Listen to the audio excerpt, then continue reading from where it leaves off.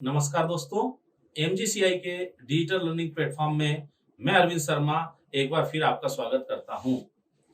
हम अभी वर्तमान समय में IMP क्वेश्चन सीरीज और एग्रीकल्चर स्टूडेंट्स ये हम लेकर आए हैं और इस सीरीज में आज हमारा जो लेक्चर है उस लेक्चर में हम कुछ महत्वपूर्ण प्रश्नों को देखने वाले हैं जो विभिन्न एग्रीकल्चर की प्रतियोगी परीक्षाओं में आपके बहुत काम आने वाले हैं। वीडियो के साथ अंत तक जुड़े रहें और MGCI के इस YouTube चैनल से भी आप जुड़े रहें ताकि अच्छे वीडियो आप तक हम पहुंचा सकें। तो हम स्टार्ट करते हैं। आज के जो क्वेश्चन है इसमें सबसे पहला हमारे सामने क्वेश्चन आता है, किसी बीज नमूने की शुद्धता प्रतिशत क्या होगी यदि स्वस्थ बीज की मात्रा 16 ग्राम व बीज नमूने का वजन 20 ग्राम हो। If a seed sample of 20 gram, sample जो है उसका वेट है 20 ग्राम और प्योर सीड जो है वो है 16 ग्राम। तो हमें क्या कैलकुलेट करना है? तो प्योरिटी परसेंट हमारे को कैलकुलेट करना है। तो प्योरिटी परसेंट अगर कैलकुलेट करना है तो प्योरिटी परसेंट हम कैलकुलेट कैसे करते हैं? तो purity percent is equal to, हम इसका जो फार्मूला है वो देख सकते हैं, इज इक्वल टू ये हो जाएगा pure seed upon seed sample into 100। तो इससे हमारे को प्योरिटी परसेंट मिल जाएगा। अब हमारे को यहाँ पर क्या दिया हुआ है? प्योर सीड का वेट दिया है 16 ग्राम, सैंपल का वेट कितना है 20 ग्राम इंटू 100। अब आप इसको जब सॉल्व करेंगे तो आप देखेंगे आपको प्योरिटी परसेंट मिल जाएगा। 20 से हमने इसको 100 को कट किया, 5 time 5 into 16 is equal to 18%। तो हमारा यहाँ पर आंसर हो गया 80%। प्योरिटी परसेंट अगर आपको कैलकुलेट करना है तो सबसे पहले हमको क्या चाहिए? Weight of pure seed, pure seed का वेट चाहिए अपॉन हम क्या करेंगे? सीड सैंपल का वेट, इससे इसको डिवाइड कर देंगे, इंटू 100 कर देंगे तो हमें मिल जाएगा प्योरिटी परसेंट।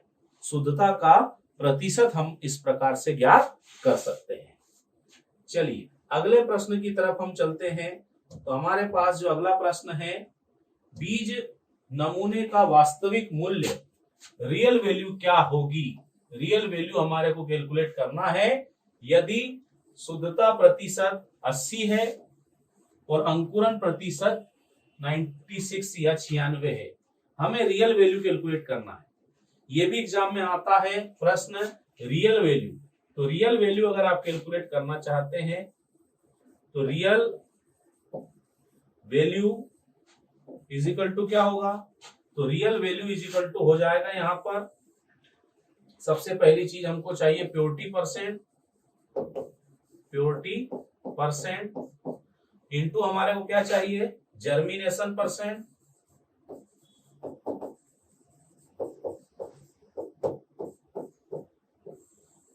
अपॉन 100। तो अब आप इसको कैलकुलेट करेंगे। प्योरिटी परसेंट कितना दिया है? तो प्योरिटी परसेंट है 80, ये हमने यहाँ पर 80 कर दिया, इंटू जर्मिनेशन परसेंट 96, ये हो गया 96 अपॉन 100। इस तरह से हम इसको आगे सॉल्व करेंगे, कट करेंगे, 0 से 0 कट कर दिया, 8 into 96 is equal to 768 upon 10 is equal to 76.8%। ये हमारा आंसर आ जाएगा। तो रियल वैल्यू भी हम निकाल सकते हैं। रियल वैल्यू अगर कैलकुलेट करना है तो इसके लिए हमारा को प्योरिटी परसेंट चाहिए, प्योरिटी परसेंट या शुद्धता प्रतिशत चाहिए, इसके साथ हमें चाहिए जर्मिनेशन परसेंट या इसे हम कह सकते हैं अंकुरण प्रतिशत। दोनों को हम मल्टीप्लाई करेंगे और 100 से डिवाइड कर देंगे तो हमें यहाँ पर क्या मिल जाएगा? हमें मिल जाएगा रियल वैल्यू या वास्तविक मूल्य जो बीज का है वो हम ज्ञात कर सकते हैं। आगे बढ़ेंगे। अगला प्रश्न हमारे पास है, सफल अंतरण के लिए घटक फसलों की परिपक्वता में कम से कम कितने दिनों का अंतर होना चाहिए for successful intercropping? The difference in maturity of components crop should be at least. यहां पर बात क्या हो रही है, यहां पर बात हो रही है मिक्स्ड क्रॉप की।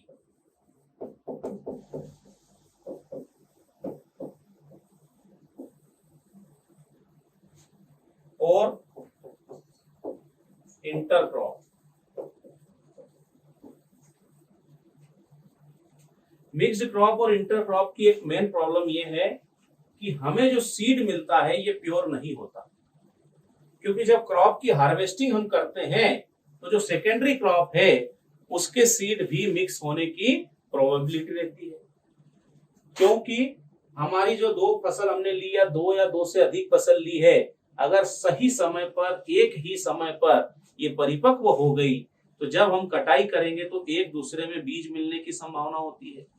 तो यहाँ पर उससे बचने के लिए उन दोनों की मैच्योरिटी या परिपक्वता में कम से कम कितने दिन का डिफरेंस होना चाहिए, तो ये हम कह रहे हैं 30 दिन का अंतर होना चाहिए।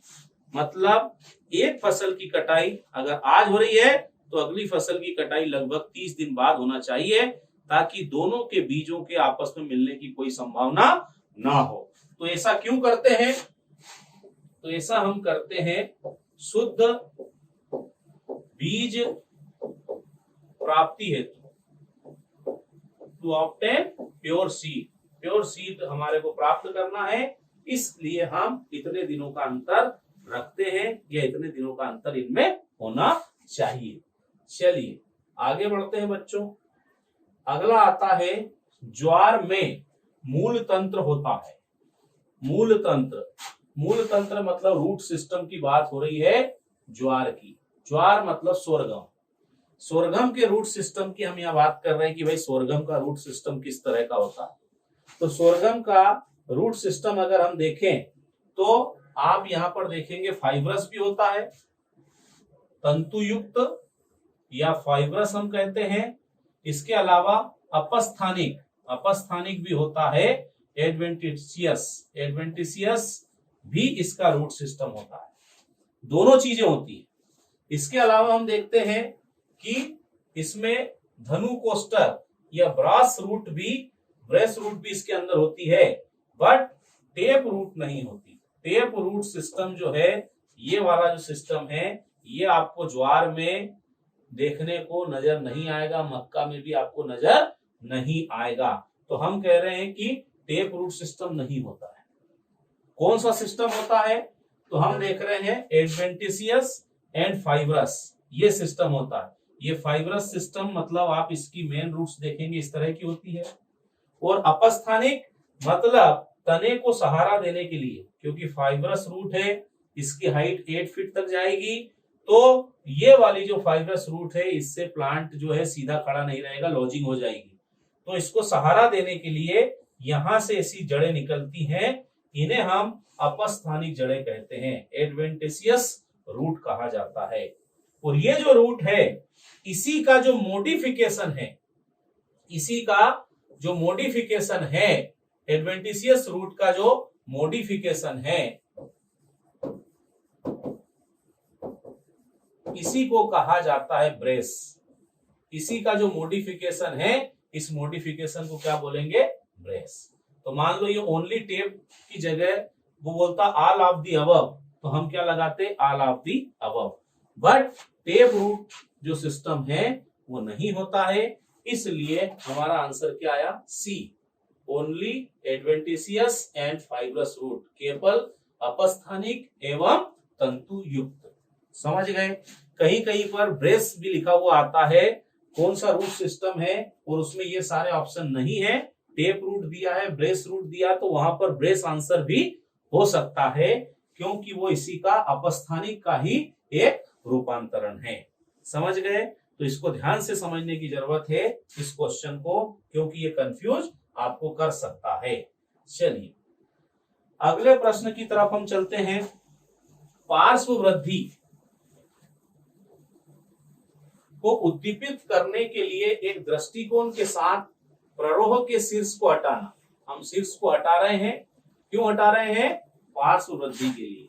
The removal of the top of the shoot view of stimulate the lateral growth. Lateral growth को बढ़ाना है। लेटरल ग्रोथ का मतलब है कि साइड से जो ग्रोथ है उसको हम बढ़ा रहे हैं। ये इस तरह से, जैसे कोई भी प्लांट है, इसमें साइड से अगर आप चाहते हैं कि ज्यादा शाखाएं निकले, पौधा ज्यादा वृद्धि करे, तो क्या करते हैं, इसका ये जो तना है, जैसे आप देख रहे हो ये पौधा सीधा जा रहा है, लेकिन हमने यहाँ से तने को काट दिया। जब आप यहाँ से कट करोगे, अब आप देखोगे कि ये साइड से इस तरह से शाखाएं निकलेंगी। इसी को कहा जाता है टॉपिंग, है ना। टॉप को हटा देना टॉपिंग कहलाता है। दूसरा हम कह रहे हैं नोचिंग। नोचिंग में क्या होता है, तो नोचिंग में दो तरह की प्रक्रिया होती है। इस तरह से आप, अगर ये वर्ड है, इसके ऊपर इस तरह से कट लगाएंगे तो नोचिंग कहेंगे, इसके नीचे लगाएंगे तो इसको निक कहेंगे। अगला आता है गर्डलिंग। गर्डलिंग को रिंगिंग भी कहा जाता है। इसमें जो शाखाएं होती हैं, इसके ऊपर हम इस तरह से कट लगाकर छाल को हटा देते हैं उस समय। ये देखो, इसे कहा जाएगा गर्डलिंग। इसके अलावा आता है बेंडिंग। बेंडिंग मतलब शाखाओं को बेंड कर देते हैं। यहां पर जैसे हमने कट कर दिया, कट करके हम क्या कर रहे हैं, साइड से शाखाओं को वृद्धि करा रहे हैं और उसमें क्या बेंड कर देते हैं, ताकि आप यहां पर देख सकते हो, मैं चित्र में आपको दिखाता हूं। यहां पर ये है बेंडिंग। बेंडिंग आपको यहां दिख जाएगी। ये इस तरह से शाखाओं को ये मोड़ दिया जाता है, ये इस तरह से, ताकि ये न्यू शूट जो इस तरह से ग्रोथ कर सके। इसे कहा जाता है बेंडिंग। इस प्रक्रिया को बेंडिंग कहा जाएगा। बट हमारा यहाँ पर क्वेश्चन क्या है कि पार्श्व वृद्धि को बढ़ाना है, तो इसके लिए हम क्या करते हैं, शीर्ष को हटा देते हैं, काट देते हैं। इसे कहा जाएगा टॉपिंग। क्लियर है। तो टॉपिंग की क्रिया क्यों की है, ये आपको समझ में आ गया होगा। अगले प्रश्न की तरफ मैं चलता हूं। अगला प्रश्न है, कपास में रुई ओटने का प्रतिशत होता है। रुई ओटना मतलब जिनिंग। अब ये जिनिंग क्या चीज है, तो जिनिंग भी आप इजीली कैलकुलेट कर सकते हैं। Ginning percent is equal to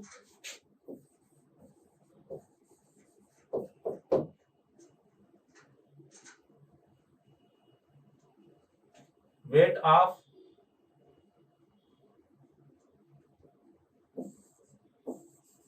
linked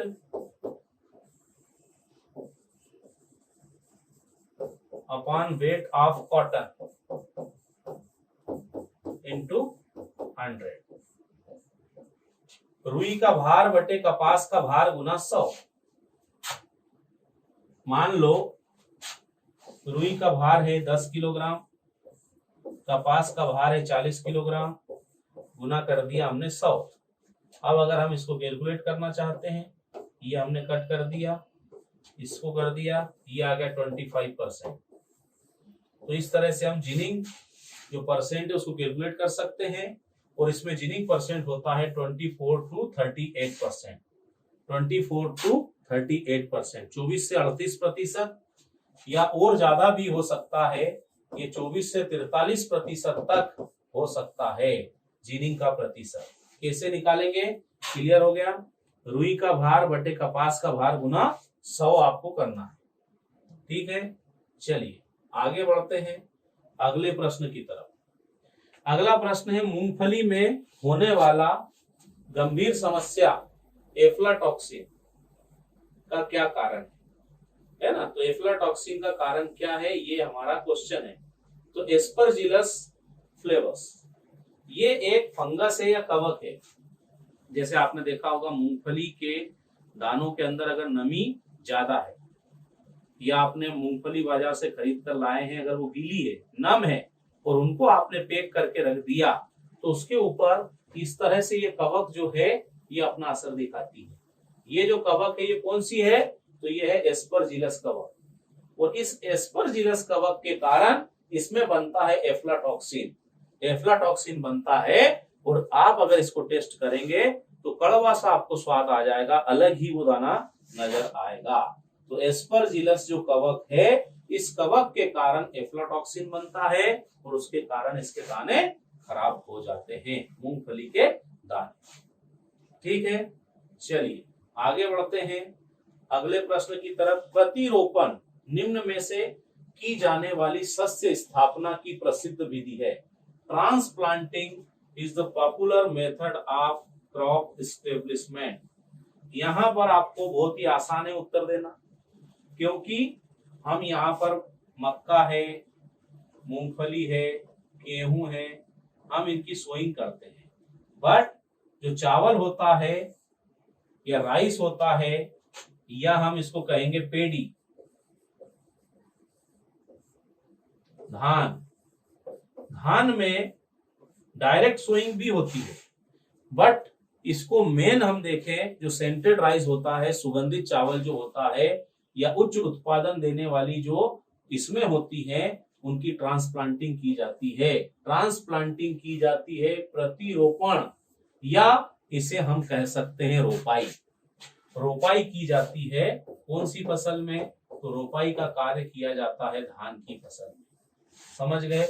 बाकी में डायरेक्ट सोइंग की जाती है। तो ये एक आसान प्रश्न था। चलिए आगे बढ़ते हैं। तो अगला प्रश्न हमारे पास है, गेहूं की उच्च उपज देने वाली किस्मों को मुख्य रूप से भारतीय वैज्ञानिक द्वारा पारंपरिक किस्मों को किसके साथ क्रॉस करके विकसित किया गया था? देखो यहाँ पर बात हो रही है हरित क्रांति की। जब हरित क्रांति आई थी, ग्रीन रिवॉल्यूशन की बात यहाँ पर हो रही है। जब हरित क्रांति आई, तो हरित क्रांति हमने क्या कहा कि 1965-66 में हमारे हरित क्रांति आई। उससे पहले 1963 में हरित क्रांति लाने के लिए आप जानते ही हो कि हमारे यहाँ के जो साइंटिस्ट हैं, वैज्ञानिक हैं, डॉक्टर एम.एस. स्वामीनाथन, उन्होंने जो मैक्सिकन किस्में हैं, मैक्सिकन बौनी किस्में, मैक्सिकन ड्वार्फ जो वेराइटीज हैं, उनको इंडियन टॉल वेराइटीज के साथ क्रॉस करवाया था। और फिर जो वेराइटी आई थी हमारे यहाँ अर्ध बोनी किस्में, उस किस्मों की खेती के कारण ही भारत में हरित क्रांति आई थी और सफल हुई थी। तो कहां से वो वैरायटी आई थी? तो मैक्सिको से आई थी, इसलिए इनको मैक्सिकन ड्वार्फ वैरायटी कहा जाता है। क्लियर है? इसी के कारण हरित क्रांति सफल हुई थी, आई थी। चलिए अगले प्रश्न पर चलते हैं। निम्नलिखित में से किसमें सर्वाधिक अपरिष्कृत प्रोटीन घटक होता है? क्रूड प्रोटीन की बात हो रही है, तो सबसे ज्यादा क्रूड प्रोटीन होता है सोयाबीन की खली। आपको बता दूं यहाँ पर कि ये सारे जो है मूंगफली की खली, गेहूं की चोकर बोल रहे हैं, गेहूं चोर है ना, चावल के चोकर, ये पशुपालन में उपयोग किए जाने वाले ये आहार है, एनिमल फीड है ये, है ना। सोयाबीन केक भी जो है इसको भी यूज कर सकते हैं, बट ये जो सोयाबीन केक है ये इंसानों के भी खाने के काम में आता है। इससे बहुत सारे उत्पाद बनाए जाते हैं। इसे कहा जाता है डीओसी, इसको डीओसी कहते हैं। और हमारे देश से इसका निर्यात होता है, इंडिया से इसका निर्यात कर देते हैं यूरोपियन देशों को। जो यूरोपियन देश हैं उनको निर्यात कर दिया जाता है और वो इससे खाद्य पदार्थ तैयार करते हैं। यूरोपियन देशों को हम निर्यात कर देते हैं डीओसी, डी ऑयल्ड केक इसे कहा जाता है। इसमें 50 और मोर देन 50% प्रोटीन हो सकता है, क्योंकि आप जानते हैं कि सोयाबीन में ही प्रोटीन की मात्रा 40 से 42% है। तो उससे जब तेल निकाल लेते हैं तो बचा हुआ डीओसी है। इस डीओसी के अंदर प्रोटीन कंटेंट बहुत ज्यादा होता है, 50 या उससे भी ज्यादा हो सकता है सोयाबीन केक या डीओसी में। क्लियर है? इसके बाद अगले प्रश्न की तरफ मैं चलता हूं। निम्नलिखित में से कौन सी ज्वार की डबल कट किस्म है? डबल कट है ना, डबल कट का यहां मीनिंग है double cross. Double cross variety पूछ रहा है। डबल कट, ये कट जो वर्ड है ये यूज करते हैं एनिमल में, पशुओं की जो नस्लें होती हैं, एनिमल ब्रीड्स जो होती हैं, उसमें हम बोलते हैं कट मुर्रा। कट मुर्रा मतलब कि वो मुर्रा के क्रॉस से तैयार की गई है। उसी तरह से डबल क्रॉस टेक्निक से इसको बनाया गया है। ये किस्म है CO27। CO27 double cross variety या डबल कट वेराइटी ऑफ ज्वार या सोरगम। चलिए नेक्स्ट क्वेश्चन पर आते हैं। पादप प्रजनन का उद्देश्य किसका उत्पादन करना है? भाई प्लांट ब्रीडिंग क्यों करते हैं, इसका पर्पस क्या है? तो प्लांट ब्रीडिंग का पर्पस है उच्च उपज देने वाली किस्में, भाई हाई यील्डिंग वेराइटीज जो है ये रेडी करना, ये मेन पर्पस है। शीघ्र परिपक्व होने वाली किस्में, वही मेच्योर अर्ली मेच्योरिंग वेराइटी होना चाहिए, ये भी इसका एक मेन पर्पस है। रोग मुक्त किस्में मतलब डिजीज फ्री होना चाहिए या रेसिस्टेंट वेराइटी होना चाहिए।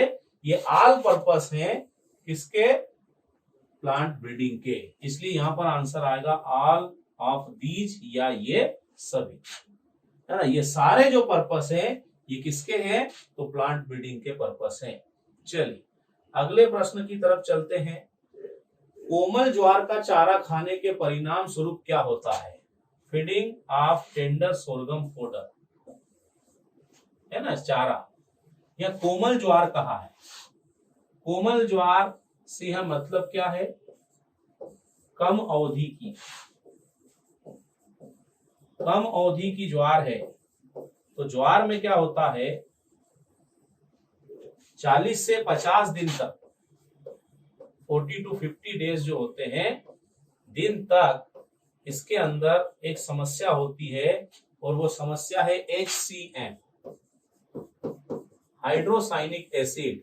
ये जो समस्या होती है इसके कारण ये जहरीला होता है, टॉक्सिक होता है, विषाक्त होता है। अगर कम अवस्था में, छोटी अवस्था में अगर पशु इसे ज्यादा मात्रा में खा ले तो उसके लिए बहुत ज्यादा हानिकारक है, उसकी मृत्यु भी हो सकती है।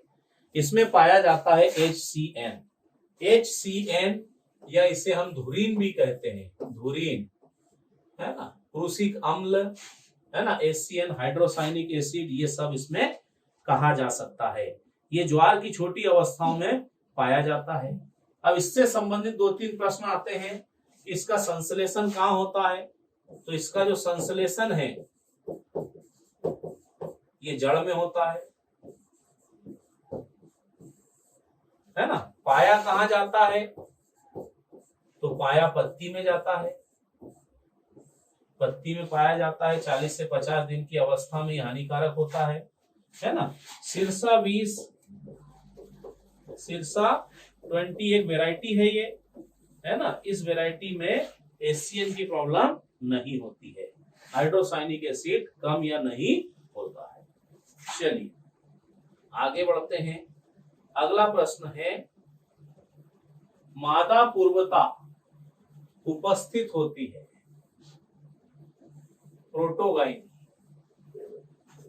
प्रोटोगाइनी या मादा पूर्वता का मतलब होता है कि मादा पुष्प का विकास पहले हो जाए और नर का विकास बाद में। जैसे पर परागन होते हैं तो पर परागन के जो कारण है उनमें से एक कारण ये भी आता है नर या मादा भाग पहले परिपक्व हो जाए। तो मादा भाग परिपक्व हो गया, नर परिपक्व ही नहीं हुआ, तो उसके परागकण तो उस भाग तक पहुंचेंगे ही नहीं, तो कहीं और से परागकण आकर उसे परागित करते हैं। तो ये जो मादा पूर्वता है, प्रोटोगाइनी जिसे हम कहते हैं, ये प्रोटोगाइनी किसमें पाई जाती है? तो ये होती है बाजरा में। बाजरा या जिसे हम कहते हैं पर्ल मिलेट, इसके अंदर प्रोटोगाइनी पाई जाती है। जबकि मक्का में देखते हैं प्रोटेंड्री।